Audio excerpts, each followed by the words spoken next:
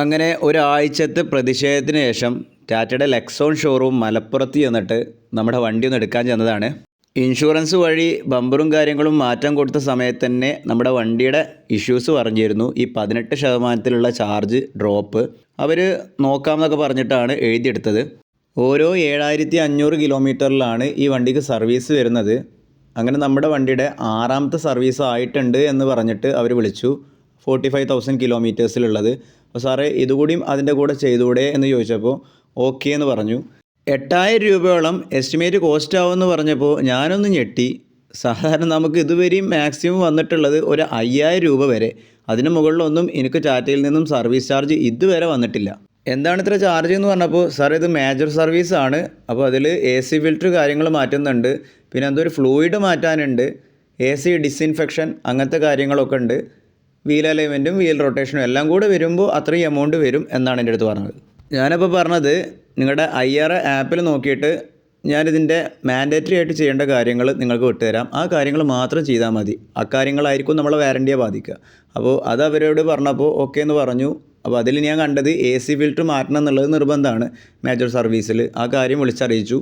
Wheel അലൈൻമെൻറ്റും wheel റൊട്ടേഷനും ഞാൻ പുറത്തുനിന്ന് ചെയ്തോളാം എന്ന് പറഞ്ഞു. കാരണം എനിക്ക് ഇത്രയും ക്യാഷ് കൊടുത്തിട്ട് അവിടുന്ന് ചെയ്യുമ്പോൾ അതിലൊരു വിശ്വസ്തതയില്ല, അവർ ചെയ്യുമോ എന്നുള്ളത് പോലും നമുക്കറിയില്ല. മുന്നത്തെ എക്സ്പീരിയൻസ് അങ്ങനെയാണ്. അപ്പോൾ അതൊന്നും ചെയ്യണ്ടെന്ന് പറഞ്ഞു. അത് വാറണ്ടിയെ ബാധിക്കുമെന്ന് പറഞ്ഞു.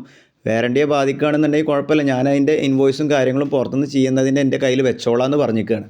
അതിൻ്റെ കൂടെ തന്നെ ഞാൻ കൂട്ടിച്ചേർത്തു മറ്റുള്ള ആഡ് ഓൺസ് ഒഴിവാക്കുക, ഈ പറഞ്ഞ കാര്യങ്ങൾ മാത്രം ചെയ്താൽ മതി, എന്നിട്ട് അതിൻ്റെ ഒരു കോട്ട് എനിക്ക് ആദ്യം തരൂ, എന്നിട്ട് പണി തുടങ്ങിയാൽ മതി എന്ന് പറഞ്ഞു. അങ്ങനെ എനിക്ക് കിട്ടിയിട്ടുള്ള കോട്ടാണ്. അതിൽ ആ അവസാനം കാണിക്കുന്ന 6000 രൂപ ബോഡി വർക്കാണ് നമ്മുടെ ഇൻഷുറൻസിൽ വിടുന്നതാണ്, അത് ഇതിൽ വിടൂല. എന്നിട്ടും ഞാൻ വീണ്ടും വിളിച്ച് പറഞ്ഞു എനിക്ക് വീൽ അലൈൻമെൻറ്റും വീൽ റൊട്ടേഷനും വേണ്ട എന്ന് വീണ്ടും പറഞ്ഞിട്ടാണ് അത് അവർ ഇന്ന് കട്ട് ചെയ്ത് കളഞ്ഞത്. പിന്നീട് ഇൻഷുറൻസ് വഴി നമ്മുടെ ക്ലെയിമും കാര്യങ്ങളൊക്കെ കിട്ടി. അത് കഴിഞ്ഞ വീഡിയോയിൽ ഞാൻ പറഞ്ഞിട്ടുണ്ട് അതിൻ്റെ എക്സ്പീരിയൻസ്. നല്ലൊരു എക്സ്പീരിയൻസ് ആയിരുന്നു ഇൻഷുറൻസിൻ്റെ ഭാഗത്ത് നമുക്ക് കിട്ടിയത്. ഒരു 3-4 ദിവസം കൊണ്ട് നമ്മുടെ പണികളൊക്കെ തീർന്നിട്ട് അവർ വിളിച്ചു, സാറേ സർവീസും കാര്യങ്ങളൊക്കെ കഴിഞ്ഞിട്ടുണ്ടെന്ന് പറഞ്ഞിട്ട് വണ്ടി എടുക്കാൻ പറഞ്ഞിട്ട്. അപ്പോൾ ഞാൻ അവരുടെ അടുത്ത് പറഞ്ഞു എൻ്റെ പണി ഓക്കെ കഴിഞ്ഞു, ആ ഡ്രോപ്പ് ഇഷ്യൂ ബാറ്ററിയുടെ തീർന്നിട്ടുണ്ടോയെന്ന് ചോദിച്ചു. അതാണ് എൻ്റെ മേജർ പ്രോബ്ലം എന്ന് പറഞ്ഞു. അപ്പോൾ അവരെൻ്റെ അടുത്ത് പറഞ്ഞത്, സാറേ BMSൻ്റെ ഡ്യുവൽ കാലിബ്രേഷൻ എന്ന് പറഞ്ഞിട്ട് ഈ ഒരു പ്രോബ്ലത്തിനായിട്ടുള്ള ഒരു പെർട്ടിക്കുലർ സോഫ്റ്റ്വെയർ പണ്ട് നെക്സോണിൻ്റെ BMSന് വേണ്ടിയിട്ട് അവർ കൊണ്ടുവന്നതുണ്ട്, അത് അവർ അതിൽ പയറ്റിയിട്ട് സക്സസ് ആണ്. അത് നമ്മുടെ ടാറ്റ പഞ്ച് EVയിലും അവർ ചെയ്തിട്ടുണ്ട് സംഭവം, ഇനി ആ പ്രോബ്ലം ഉണ്ടാവില്ല എന്ന് പറഞ്ഞു. പക്ഷേ ഞാൻ പറഞ്ഞു എനിക്ക് 25% വേണം വണ്ടി ഡെലിവറി. ഞാൻ അതിൽ തന്നെ പിടിച്ചു നിന്നു. കാരണം ആ 25x2 എന്ന് പറഞ്ഞു കഴിഞ്ഞാൽ 50 കിലോമീറ്ററോളം ഓടുന്ന വണ്ടി, എനിക്ക് എൻ്റെ വീട്ടിലോട്ട് സുഖമായിട്ട് പോകാം. അപ്പോൾ അങ്ങനെ തന്നാൽ മതി ഡെലിവറി എന്ന് പറഞ്ഞു, പ്രോബ്ലം തീർന്നിട്ടുണ്ടെങ്കിൽ. അപ്പോൾ അവർ അടുത്ത പണി പറഞ്ഞു, അതായത് ഇതിൻ്റെ കാലിബ്രേഷൻ കറക്റ്റ് ആവണമെന്നുണ്ടെങ്കിൽ ഇനി 20% to 100% നിങ്ങൾ 5 പ്രാവശ്യം സ്ലോ ചാർജർ ഉപയോഗിച്ച് ചാർജ് ചെയ്തിട്ട് മാത്രമേ ഉള്ളൂ പിന്നെ ഈ 20%-ൻ്റെ താഴത്തേക്ക് ഡ്രോപ്പ് ഉണ്ടോ എന്നുള്ളത് ചെക്ക് ചെയ്യാൻ പറ്റുള്ളൂ. എന്നാൽ ഈ പുതിയ സോഫ്റ്റ്വെയറിൻ്റെ കാലിബ്രേഷൻ അത്രയും പക്കയാകുള്ളൂ എന്നാണ് പറഞ്ഞത്. ഞാൻ സ്വാഭാവികം പറഞ്ഞു ആ 5 കാലിബ്രേഷനും കൂടി നിങ്ങൾ തന്നെ ചെയ്തോളൂ, വണ്ടി അവിടെ കടന്നോട്ടെ, എന്നിട്ട് ഈ 18% താഴെയുള്ള ആ ഒരു ഡ്രോപ്പും കാര്യങ്ങളും എന്ന് തീരുന്നു അന്ന് വണ്ടി എനിക്ക് മതി എന്ന് പറഞ്ഞിട്ട് അവിടെ ഇട്ട് കൊടുത്തു. ടാറ്റയിലോട്ടും ലെക്സോണിലോട്ടും അവരുടെ എല്ലാ മെയിൽ അഡ്രസ്സിലോട്ടും ഞാൻ ഇതിൻ്റെ പ്രോബ്ലംസ് ഡീറ്റെയിൽഡ് ആക്കിയിട്ട് ഇംഗ്ലീഷിൽ എഴുതി വിട്ടു. അവിടുന്ന് CRM ഇടക്കിടക്ക് വിളിക്കും, എന്നിട്ട് ഒന്നുകൂടി എക്സ്പ്ലെയിൻ ചെയ്ത് തരും. അവർ മാക്സിമം കോംപ്രമൈസ് ചെയ്യാൻ പറ്റുമോ എന്നുള്ള തരത്തിൽ നോക്കും. എന്നിട്ട് വണ്ടി എങ്ങനെയെങ്കിലും നമ്മൾ അവിടെ നിന്ന് എടുത്ത് കൊണ്ടുപോകാൻ വേണ്ടിയിട്ടുള്ള കാര്യങ്ങളാണ് ചെയ്ത് നോക്കുന്നത്. ടാറ്റയുടെ ജനറൽ മാനേജർ എന്നാണ് പറഞ്ഞത് കേട്ടോ, ലെക്സോൺ അല്ല അയാൾ, ടാറ്റയുടെ ഹെഡ് എന്തോ ആണ്. അയാൾ എന്നെ കോൺടാക്ട് ചെയ്തിട്ട് എൻ്റെ അടുത്ത് പറഞ്ഞത് അയാൾ മാക്സിമം കോംപ്രമൈസ് ചെയ്യേണ്ട തരത്തിലൊക്കെയാണ് നമ്മളോട് സംസാരിക്കുന്നത്. ഈ 5 കാലിബ്രേഷൻ്റെ കാര്യവും സ്ലോ ചാർജ് ചെയ്താലേ ഇത് ശരിയാവുള്ളൂ എന്നുള്ള കാര്യങ്ങളൊക്കെ തന്നെ പറഞ്ഞുകൊണ്ടിരിക്കുന്നു. അപ്പോൾ ഞാൻ അയാൾക്ക് ഡയറക്റ്റ് ആളെ മെയിൽ അഡ്രസ്സിൻ്റെ അടുത്തുണ്ട്, എന്നെ മുന്നേ അയാൾ വിളിച്ചിട്ടുണ്ട്. അതായത് ആ 30,000 കിലോമീറ്ററിൽ നമ്മളെ ബാറ്ററി മുന്നേ പോയതാണല്ലോ, അന്ന് ഇവർ ബാറ്ററി റീപ്ലേസ്മെൻറ്റ് ചെയ്യണ സമയത്തും ഇയാൾ എന്നെ വിളിച്ചിട്ടുള്ളതാണ്, മുന്നേ പരിചയമുണ്ട്. അയാളോടും മെയിലിൽ ഞാൻ ഒരേ ഒരു ഡിമാൻഡാണ് പറഞ്ഞിട്ടുള്ളൂ, അതായത് ഒന്നെങ്കിൽ 25% വണ്ടി ഡെലിവറി ചെയ്യുക, അല്ലെങ്കിൽ ഈ കാലിബ്രേഷൻ നിങ്ങൾ തന്നെ ചെയ്തിട്ട് ആ സ്ലോ ചാർജിങ്ങും എല്ലാ പരിപാടിയും കഴിഞ്ഞിട്ട് 18% താഴെ ഡ്രോപ്പ് ഇല്ല എന്നുള്ളത് ഉറപ്പ് വരുത്തിയിട്ട് വണ്ടി തരിക, അല്ലെങ്കിൽ എനിക്കൊരു റിട്ടേൺ ആയിട്ട് ഗ്യാരണ്ടീഡ് ആയിട്ടൊരു മെയിൽ റിപ്ലൈ തരൂ. അടുത്ത പ്രാവശ്യം ഞാൻ വരുമ്പോൾ ഇതേ സോഫ്റ്റ്വെയറിൻ്റെ പരിപാടി എന്നോട് പറയാതെ ഇത് പെർമനൻ്റ് ആയിട്ട് സൊല്യൂഷൻ ഉണ്ടാക്കി തരാം, ഇത് എനിക്ക് പെർമനൻ്റ് ആയിട്ട് വണ്ടി നേരാക്കി തരാം എന്നുള്ള തരത്തിൽ എനിക്ക് തരുന്നത് ഒരു മാനുഫാക്ചറിങ് ഡിഫക്റ്റ് ആയിട്ടാണ് ഞാൻ കാണുന്നത് സാറേ എന്നുള്ളത് പറഞ്ഞു. പിന്നീട് എനിക്ക് ഈ ടാറ്റയുടെ ലെക്സോണിൻ്റെ CRM അതുപോലെ തന്നെ ഈ ടാറ്റ ജനറൽ മാനേജർ എന്ന് പറയുന്ന ഈ വ്യക്തിയും കൂടെ കോൺഫറൻസ് കോളായിട്ടാണ് വിളിച്ചത്. ഇവർ രണ്ട് പേരും പാടെ നമ്മളെ കൺവിൻസ് ചെയ്യാൻ നോക്കുകയാണ്, കോംപ്രമൈസ് ചെയ്യാൻ. ഈ വണ്ടി എങ്ങനെയെങ്കിലും ഇവിടുന്ന് എടുത്ത് കൊണ്ടുപോകും, ഈ 5 സൈക്കിൾ നിങ്ങൾ തന്നെ സ്ലോ ചാർജ് ചെയ്യണം എന്നുള്ള തരത്തിൽ. അല്ലാതെ ഞാൻ പറഞ്ഞ ഒരു ഡിമാൻഡും അവർ അംഗീകരിക്കണില്ല. ഞാനാകെ എന്താ പറഞ്ഞത്, നമ്മുടേത് ഈ പെർമനൻ്റ് ആയിട്ട് ഈ പ്രോബ്ലം നിങ്ങൾ സൊല്യൂഷൻ കണ്ടെത്തി തരണം, അല്ലെങ്കിൽ 5 കാലിബ്രേഷനും കാര്യങ്ങളും നിങ്ങൾ തന്നെ ചെയ്തോളൂ, അല്ലെങ്കിൽ നിങ്ങളുടെ ഭാഗത്ത് നിന്ന് ഒരു റിട്ടേൺ മെയിൽ എനിക്ക് ഗ്യാരണ്ടി ആയിട്ട് അടുത്ത പ്രാവശ്യം ഇതേ പ്രശ്നം ഈ വണ്ടിയിലുണ്ടെങ്കിൽ നിങ്ങളിത് പെർമനൻ്റ് ആയിട്ട് എനിക്ക് സൊല്യൂഷൻ കണ്ടെത്തി തരും എന്നുള്ളതാണ് എനിക്ക് റിട്ടേൺ മെയിലായിട്ട് തരേണ്ടതെന്ന് പറഞ്ഞിട്ടുണ്ട്. അതിനും അവർ അംഗീകരിക്കണില്ല. ഇവർ രണ്ടുപേരും പാടെ വിളിച്ചിട്ട് ഈ പറഞ്ഞ കാര്യങ്ങൾ തന്നെ വീണ്ടും പറഞ്ഞിട്ട് നമ്മളെ കൺവിൻസ് ചെയ്യാൻ പറ്റുമോ നോക്കുകയാണ്. പിന്നീട് CRM നമ്മൾ വീണ്ടും കോൺടാക്റ്റ് ചെയ്തിട്ട് പറയുന്നുണ്ട്, നിങ്ങളിത് കൊണ്ടുപോകൂ, എന്നിട്ട് ആ 5 കാലിബ്രേഷനും കാര്യങ്ങളൊക്കെ ചെയ്തിട്ട് ഇതേ പ്രോബ്ലം വീണ്ടും ഉണ്ടെങ്കിൽ ഡയറക്റ്റ് കൊണ്ടുവന്നോളൂ, നമുക്കറിയാലോ, ഞാൻ അതിൽ ഡയറക്റ്റ് ഇടപെട്ടിട്ട് നിങ്ങളെ ബാറ്ററി റീപ്ലേസ്മെൻറ്റിലോട്ട് കൊണ്ടുപോയിക്കോളാം എന്നാണ് പറയുന്നത്. അപ്പോഴും ഞാൻ അയാളോട് മറ്റൊരു കാര്യം ചോദിക്കുന്നുണ്ട്, എനിക്ക് ബാറ്ററി റീപ്ലേസ്മെൻറ്റ് നീ ചെയ്ത് കിട്ടിയിട്ട് എന്താ കാര്യം? പിന്നീട് ഒരു 20,000 കിലോമീറ്റർ ഓടുമ്പോൾ ഈ ഇഷ്യൂ സ്റ്റാർട്ട് ചെയ്യില്ലേ എന്ന് പറയുമ്പോൾ അതിന് മറുപടി ഒന്നുമില്ല.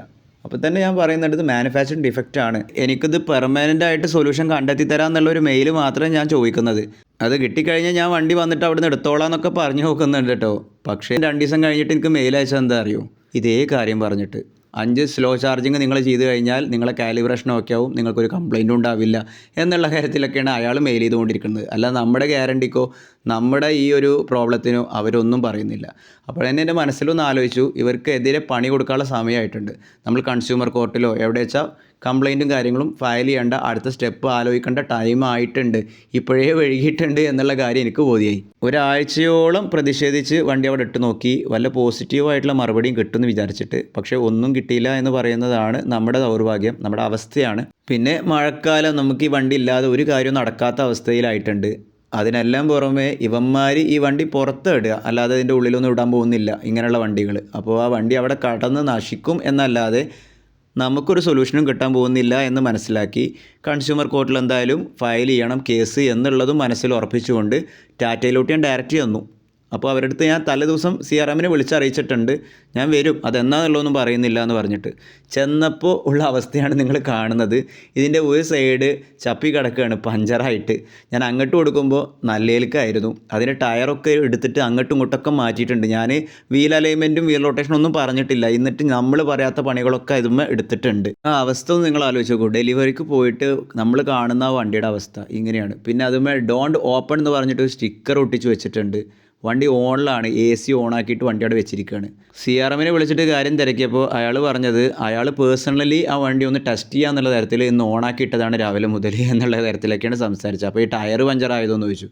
അത് സോറി, അത് നമ്മൾ അറിയാതെ പറ്റിപ്പോയതാണ്, അത് ഞങ്ങളുടെ ഭാഗത്ത് തന്നെ ശരിയാക്കി തരാമെന്ന് പറഞ്ഞിട്ട് അതിൽ കാറ്റൊക്കെ അടിച്ചിട്ട് അവർ ശരിയാക്കി തന്നു. എന്തായാലും വണ്ടി അവിടുന്ന് ഡെലിവറി എടുക്കുകയാണ് ഈ 76%. ഇനി നമ്മുടെ മുന്നിലുള്ള മറ്റൊരു ടാസ്ക് എന്താണെന്ന് വെച്ച് കഴിഞ്ഞാൽ, കോഴിക്കോട് വരെ ഈ വണ്ടി ഓടിച്ച് പോകണം, അവിടെ ഒരാളെ കാണാനുണ്ട്. അത് കഴിഞ്ഞിട്ട് വേണം നാട്ടിലോട്ട് തിരിച്ചെത്താൻ.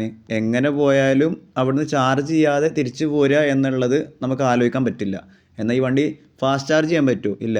ആദ്യത്തെ 5 ചാർജിങ്ങും സ്ലോ ചാർജ് ചെയ്യണം 20% മുതൽ 100% വരെ. ഞാനവിടെ സർവീസ് ചാർജായിട്ട് കൊടുത്തിട്ടുള്ളത് 4700 രൂപയാണ്. അതിൻ്റെ ബില്ലും കാര്യങ്ങളും ഞാൻ ഈ വീഡിയോയിൽ മുകളിൽ കൊടുക്കാം. അതുപോലെ തന്നെ ഫ്രണ്ട് ബമ്പർ മാറിയതിൻ്റെ ഒരു ബില്ല് കിട്ടിയിട്ടുണ്ട്. 5833 രൂപയാണ് ടോട്ടൽ ചാർജ് ഉള്ളത്. അത് ഇൻഷുറൻസിൽ ക്ലെയിം ആയിട്ടുണ്ട്. എന്തായാലും ക്ലെയിമിംഗ് ചാർജ് നമ്മൾ അവിടെ അടച്ചിട്ടുണ്ട്, ഏകദേശം 2200 രൂപയോളം.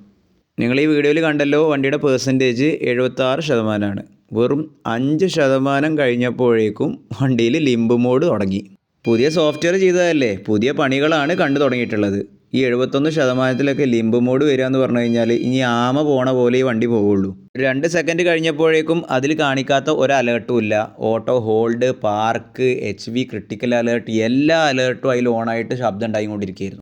നടു റോട്ടിലായതുകൊണ്ട് ആകെ ടെൻസ്ഡായി പോയി. അതുകൊണ്ട് തന്നെ എനിക്ക് ആ വീഡിയോ കാര്യങ്ങളൊന്നും അവിടുത്തെ എടുക്കാൻ കഴിഞ്ഞില്ല. പിന്നെ വണ്ടി പെട്രോൾ പമ്പിലോട്ട് സൈഡാക്കി നിർത്തിയിട്ട് ഈ ടാറ്റയുടെ ടീമിനെ വിളിച്ചിട്ട് ഇതെന്ത് കുന്താണെന്ന് ചോദിച്ചു. അപ്പോൾ അവരെൻ്റെ അടുത്ത് പറഞ്ഞത് PTC ഹീറ്ററിൻ്റെ ഇഷ്യൂ ആണ്, ഇതെല്ലാ ടാറ്റ പഞ്ചിനും വരുന്നൊരു കോമൺ ഇഷ്യൂ ആണ്, ടാറ്റ വാറണ്ടിയിലൂടെ ഇത് മാറ്റി കൊടുക്കുന്നുണ്ട്, നിങ്ങളിത് ഇതുവരെയായിട്ട് ഇത് റീപ്ലേസ് ചെയ്തില്ലേ എന്നുള്ള തരത്തിലൊക്കെയാണ് എന്നോട് CRM സംസാരിക്കണം. ഞാനോട് പറഞ്ഞു എനിക്ക് അങ്ങനത്തെ ഒരു ബഗ് ഇതുവരെയും കാണിച്ചിട്ടില്ല. പിന്നെ ഈ കാര്യങ്ങളൊക്കെ നമ്മൾ കസ്റ്റമേഴ്സ് എങ്ങനെ അറിയാം, നിങ്ങൾ ഓരോ സർവീസിലും വരുമ്പോൾ അത് ശരിയാക്കി തരേണ്ടതല്ലേ എന്ന് അങ്ങോട്ടും ഞാൻ ചോദിച്ചു. പിന്നീട് നമുക്ക് തോന്നിയ ഒരു ബുദ്ധി, അതിൻ്റെ ആ ഓക്സിലറി ബാറ്ററിയിലെ ടെർമിനൽ എടുത്ത് മാറ്റിയിട്ട് വീണ്ടും അതിലോട്ട് വെക്കുന്ന ആ ഒരു പരിപാടി 10-ൻ്റെ സ്പാൻഡറിൻ്റെ പരിപാടി, ആ സ്പാൻഡറും ഇവന്മാർ പൊക്കിയെന്നാണ് തോന്നുന്നത്. വണ്ടിയുടെ ഡാഷ്ബോർഡിൽ ഞാൻ സ്പാൻഡർ വെച്ചിരുന്നു.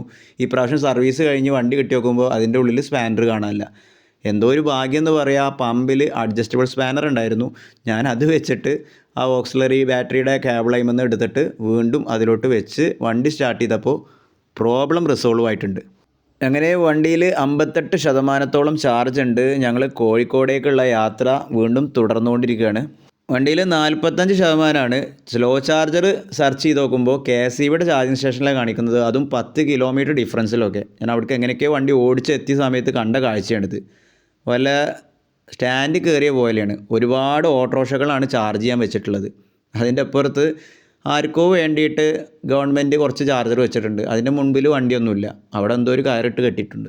ഒരുപാട് സ്ഥലമുണ്ട്. വെറുതെ എന്തിനാണ് ഇങ്ങനെയൊക്കെ ചാർജിങ് സ്റ്റേഷൻ ഉണ്ടാക്കി നശിപ്പിക്കുന്നത് എന്നുള്ളതറിയില്ല. അതിൻ്റെ ഉള്ളിൽ നിന്ന് ഒരു സ്ലോ ചാർജർ എനിക്ക് കിട്ടി, 7 കിലോവാട്ട് എന്നൊക്കെ എഴുതിയിട്ടുള്ളത്. ചാർജ് മോഡിൻ്റെ ആപ്ലിക്കേഷനിലേക്ക് കാണിക്കുന്നുണ്ട്.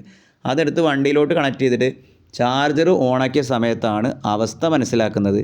അതിലാകെ നമുക്ക് ഔട്ട്പുട്ട് കിട്ടിക്കൊണ്ടിരിക്കുന്നത് 2.5 യൂണിറ്റാണ്. അതായത് ഒരു മണിക്കൂറിൽ 2.5 യൂണിറ്റാണ് കയറുക. ഇതിലും നല്ലത് എനിക്ക് എൻ്റെ സ്ലോ ചാർജർ കണക്ട് ചെയ്യല്ലേ നേരെ പ്ലഗിലോട്ട്. അതിലൊരു മണിക്കൂറിൽ 3 യൂണിറ്റ് കിട്ടൂലേ. 7.5 മണിക്കൂർ ഞാൻ എത്ര സമയം കോഴിക്കോട് നിൽക്കേണ്ടി വരും. അവിടെ റൂം എടുത്ത് നിൽക്കുക നല്ലത്. അവിടുന്ന് ആപ്പ് എടുത്ത് സെർച്ച് ചെയ്ത സമയത്ത് 4 കിലോമീറ്റർ അപ്പുറത്ത് ചാർജ് മോഡിൽ തന്നെ ഒരു സ്ലോ ചാർജർ കാണിച്ചിട്ടുണ്ട്. അപ്പോൾ അവിടേക്ക് ഞാൻ വണ്ടി കൊണ്ട് പോയി. എന്നിട്ട് അവിടുന്ന് ഞാൻ ചാർജ് ചെയ്ത് തുടങ്ങിയിട്ടുണ്ട്. ഭാഗ്യം എന്ന് പറയാലോ 3 മണിക്കൂറാണ് വണ്ടിയിൽ കാണിച്ചത് കേട്ടോ. അതായത് കറക്റ്റ് ഔട്ട്പുട്ട് 7 കിലോവാട്ട് കിട്ടുന്നുണ്ട് എന്നുള്ളതായിരുന്നു. ഇപ്പോൾ കിട്ടിയിട്ടുള്ള ഈ ചാർജിങ് സ്റ്റേഷൻ എന്ന് പറയാമല്ലോ കിഡു ചാർജിങ് സ്റ്റേഷനാണ്. അതിൻ്റെ ഉള്ളിൽ 120 കിലോവാട്ടിൻ്റെ ചാർജിങ് പോയിൻ്റ് ഉണ്ട്. അതുപോലെ തന്നെ 60 കിലോവാട്ടിൻ്റെ വേറൊരു ചാർജിങ് DCയുടെ സംഭവമുണ്ട്. ഈ ചാർജിങ് സ്റ്റേഷനാണെങ്കിൽ ഫുള്ള് സോളാറാണ്. സീലിങ്ങും കാര്യങ്ങളൊക്കെ അവർ സെറ്റ് ചെയ്ത് വെച്ചിട്ടുള്ളത്. സ്റ്റാർട്ട് ചെയ്തിട്ടില്ല എന്ന് പറഞ്ഞു. ഭാവിയിൽ അത് ഫുള്ള് സോളാറിൽ അത് ഇംപ്ലിമെൻറ്റ് ചെയ്യും. അതിൻ്റെ കാര്യങ്ങളും ഒക്കെ അവർ സെറ്റപ്പ് ചെയ്ത് വെച്ചിട്ടുണ്ട്. എന്തോ ഒരു അതിൻ്റെ പെർമിഷനും കാര്യങ്ങൾക്ക് വേണ്ടിയിട്ട് വെയിറ്റ് ചെയ്തുകൊണ്ടിരിക്കുക എന്നാണ് പറഞ്ഞത്. ഒരു 4-5 ഗവൺമെൻറ് ഉദ്യോഗസ്ഥർ ഒരുമിച്ച് ഷെയർ ആയിട്ട് തുടങ്ങിയിട്ടുള്ള ഒരു ചാർജിങ് സ്റ്റേഷനാണെന്നുള്ളതാണ് പറഞ്ഞത്. ഈ പാർട്ട്നേഴ്സിൻ്റെ 2 സുഹൃത്തുക്കളെ അവിടെ എംപ്ലോയീസ് ആയിട്ട് ഈ ചാർജിങ് സ്റ്റേഷൻ നോക്കാൻ വേണ്ടിയിട്ട് നിർത്തിയിട്ടുണ്ട്. നല്ല ചേട്ടന്മാർ കേട്ടോ ഈ 2 ആളും.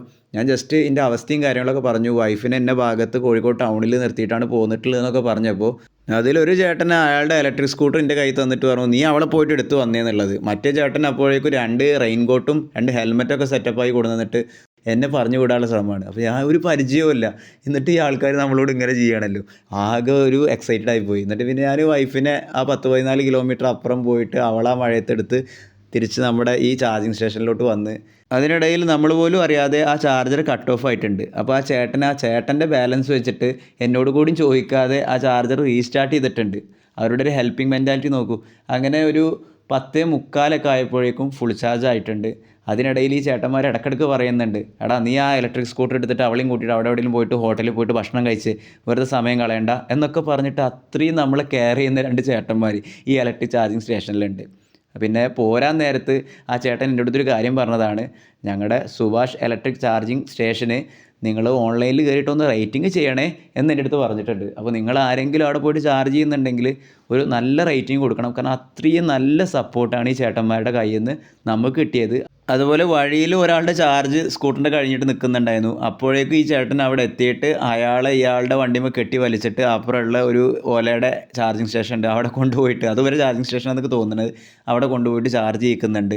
അങ്ങനെ നല്ലൊരു ഹെൽപ്പിംഗ് മെൻറ്റാലിറ്റി ഉള്ള 2 മനുഷ്യന്മാർ അവരും നമുക്ക് ഇന്ന് കാണാൻ പറ്റി. നമ്മുടെ അവസ്ഥ എന്താണെന്നുള്ളത് നിങ്ങൾക്ക് മനസ്സിലായിട്ടുണ്ടാവും. രാത്രി 10:45 അവിടുന്ന് തിരിക്കുന്നത്. വീട്ടിലോട്ട് എത്തിയപ്പോഴേക്കും രാത്രി ഒരു 2-2:30 മണിയോളം ആയിട്ടുണ്ടാവും. നിലവിൽ ഈ ഇലക്ട്രിക് വണ്ടി എടുത്തിട്ട് നമ്മുടെ അവസ്ഥ എന്താണെന്നുള്ളത് നിങ്ങൾക്ക് മനസ്സിലായിട്ടുണ്ടാവും എന്ന് വിചാരിക്കുന്നു. ഒരുപാട് പേര് ഈ വീഡിയോയുടെ താഴെ വന്നിട്ട് നെഗറ്റീവ് കമൻറ്റ് അടിക്കും എന്നുള്ള കാര്യം അറിയാം. അതായത് നിനക്ക് വെറും നെഗറ്റീവ് മാത്രമേ ഈ വണ്ടിയെക്കുറിച്ച് പറയാനുള്ളൂ. ഈ 16 ലക്ഷം രൂപ കൊടുത്ത് വാങ്ങിയിട്ടുള്ള ഈ വണ്ടിയിൽ ഈ 20% ഡ്രോപ്പ് അങ്ങോട്ട് മാറ്റി നിർത്തി കഴിഞ്ഞാൽ അത്രയും അടിപൊളി വണ്ടിയാണ്. ബാക്കിയുള്ള എല്ലാ കാര്യങ്ങളെ കൊണ്ടും എനിക്ക് അത്രയും ഇഷ്ടപ്പെട്ടിട്ടുള്ളൊരു വണ്ടിയാണ്.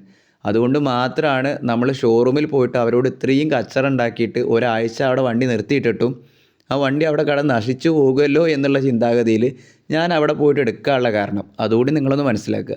ഇലക്ട്രിക് വണ്ടി ഉപയോഗിക്കുന്ന നമ്മുടെ വ്യൂവേഴ്സ് അടുത്ത വീഡിയോക്ക് ഒന്ന് കാണുക. കാരണം അതിൽ ഇനി കുറച്ചുകൂടി കാര്യങ്ങൾ ഡെപ്തായിട്ട് പറയാൻ ഉദ്ദേശിക്കുന്നുണ്ട്. പുതിയതായിട്ട് ഇനി ഇലക്ട്രിക് വണ്ടി വാങ്ങാൻ പോകുന്നവരുണ്ടെങ്കിൽ അവരും നമ്മുടെ വീഡിയോസ് തുടർന്ന് കാണുന്നത് നിങ്ങൾക്ക് നല്ലതാണ്. നമ്മുടെ വീഡിയോ നിങ്ങൾക്ക് ഇഷ്ടമായിട്ടുണ്ടെങ്കിൽ ലൈക്ക് അടിക്കുക, സബ്സ്ക്രൈബ് ചെയ്യുക, ഫ്രണ്ട്സിനൊക്കെ ഒന്ന് ഷെയർ ചെയ്യുക. പിന്നെ ആ ഒരു പുതിയ ബട്ടൺ വന്നിട്ടുണ്ടല്ലോ ഹൈപ്പ്, അതിലൊക്കെ ഒന്ന് ഞെക്കിയിട്ട് നമ്മുടെ വീഡിയോ ഒന്ന് ഹൈപ്പാക്കി തരിക. കമൻറ്റ് ചെയ്യാൻ മറക്കരുത്. അടുത്ത വീഡിയോയുമായി നമ്മൾ തമ്മിൽ കണ്ടുമുട്ടുന്നത് വരെ I am going to signing off. This is your friend Fasi Muhammad.